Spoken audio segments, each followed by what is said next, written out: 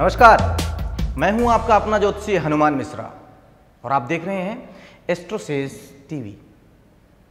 हमेशा की तरह हम हाजिर हैं आपके जुलाई 2014 के राशिफल के साथ, जिसके माध्यम से आप जान पाएंगे कि जुलाई का महीना आपके लिए कैसा रहेगा और इसे जानकर आप अनुकूल समय का लाभ उठा पाएंगे।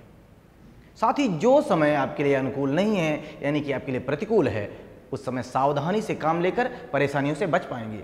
तो आइए बात करते हैं इस महीने के राशिफल की और सबसे पहले चर्चा मेष राशि की। मेष राशि वालों, यह माह आपके लिए मिश्रित फलदायी रहेगा।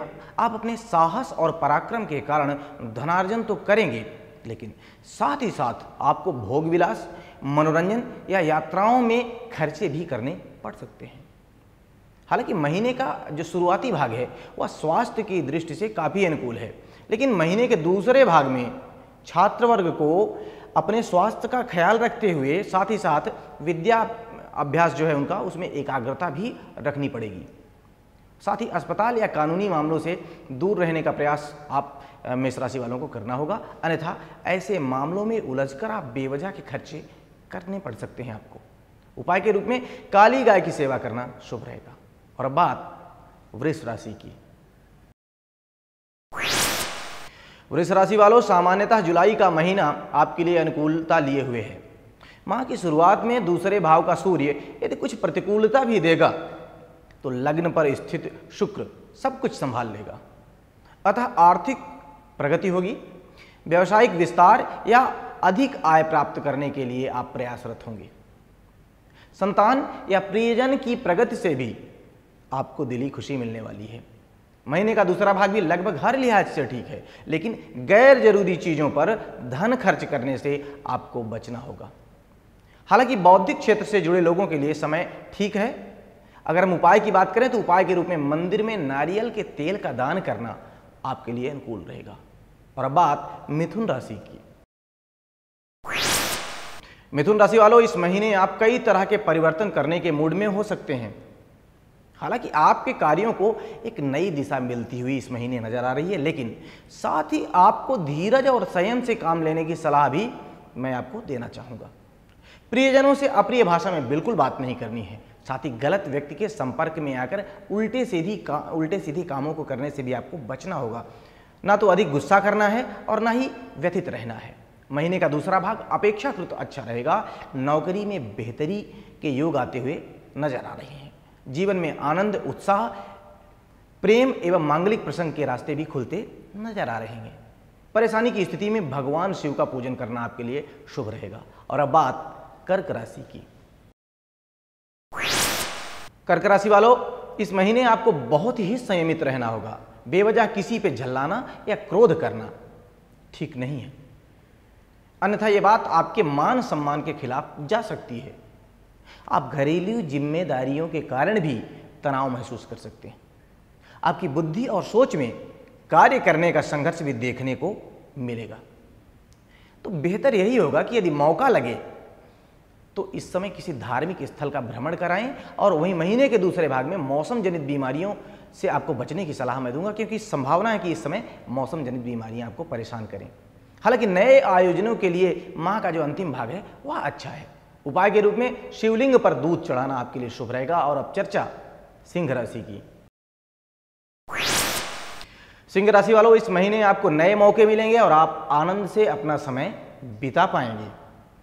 आप अपने काम को लेकर कोई नई तकनीक खोज सकते हैं, किसी नई तकनीक सोच सकते हैं, जिससे कि आपका काम और भी सरल हो जाएगा। हालांकि नौकरी या व्यवसाय के स्थल पर संभल कर चलना होगा।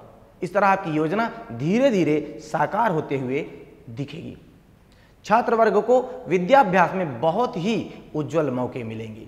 महीने के दूसरे भाग में गलत दलीलों में आपको बिल्कुल नहीं पड़ना है और अपने गुस्से पर काबू रखना है। इस समय आर्थिक एवं व्यावसायिक मामलों में भी सावधानी रखनी जरूरी होगी। अगर हम उपाय की बात करें तो उपाय के रूप में दूसरों को क्षमा करते रहें और सूर्य भगवान को जल चढ़ाएं। और अब बात कन्या राशि की। कन्या राशि वालों, इस महीने की शुरुआत में ऑफिशियल वर्क अधिक रहेगा, लेकिन आपका मन घर पे समय बिताने का रहेगा। जीवन में दोनों ही जरूरी हैं, अतः दोनों के बीच सामंजस्य बिठाने में ही समझदारी है। सामाजिक कार्यों में आपका अधिक झुकाव रहेगा, लोग आपके कामों की प्रशंसा भी करेंगे। आप कोई नया काम भी इस समय शुरू कर सकते हैं। महीने के दूसरे भाग में आपका उत्साह बढ़ा चढ़ा रहेगा। यदि आप उच्च शिक्षा के लिए विदेश जाने के लिए प्रयासरत हैं तो इसमें आपको सफलता मिल जाएगी। जैसे जैसे माह पूरा होगा वैसे वैसे आपकी व्यस्तता बढ़ती जाएगी।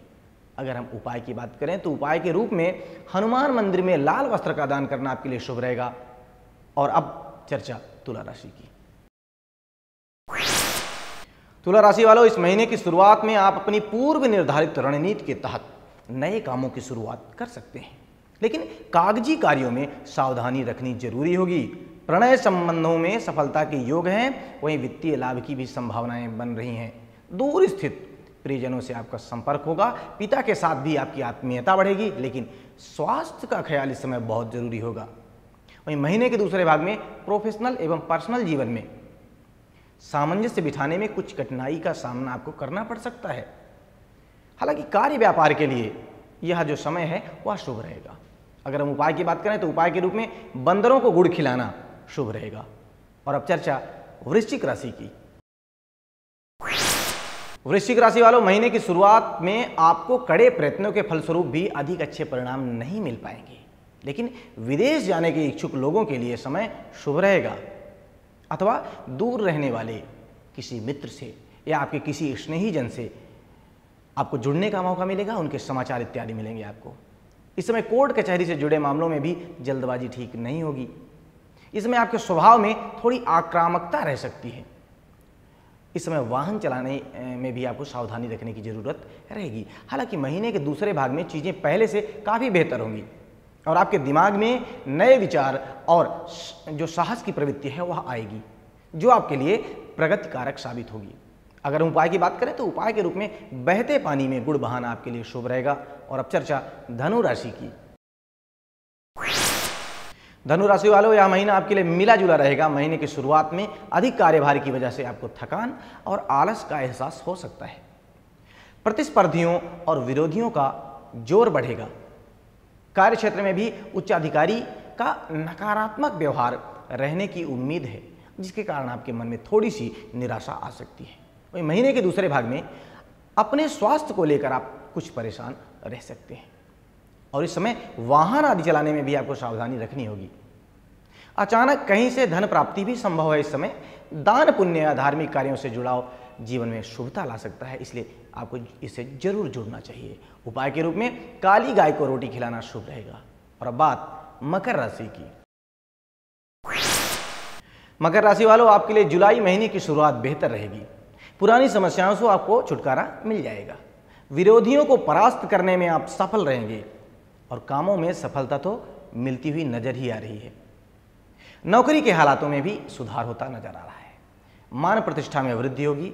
पदोन्नति की संभावनाएं बन रही हैं, लेकिन महीने के दूसरे भाग में हर मोर्चे पर आपको थोड़ा संघर्ष करने की तैयारी रखनी पड़ेगी।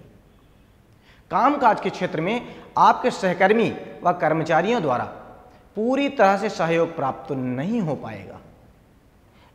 आपको भी बोली और व्यवहार में इस समय संयमित व्यवहार करना होगा। अगर हम उपाय की बात करें तो उपाय के रूप में गाय को नमक मिली रोटी खिलाने से जीवन में शुभता आएगी। और अब बात कर ली जाए कुंभ राशि की। कुंभ राशि वालों, महीने की शुरुआत में मानसिक तनाव थोड़ा सा आपको परेशान कर सकता है, या यूं कह सकते हैं कि भाग्य का पूरा साथ इस समय आपको नहीं मिल पाएगा। इस समय मीठा बोलें और आलसी तो बिल्कुल ना बने, इसी में आपकी भलाई है। हालांकि महीने के दूसरे भाग में आप दिल के बदले दिमाग से काम लेंगे, जो कि एक अच्छी बात है। प्रतिस्पर्धियों और शत्रुओं को आप बौद्धिक और तार्किक तौर पर जीत पाएंगे।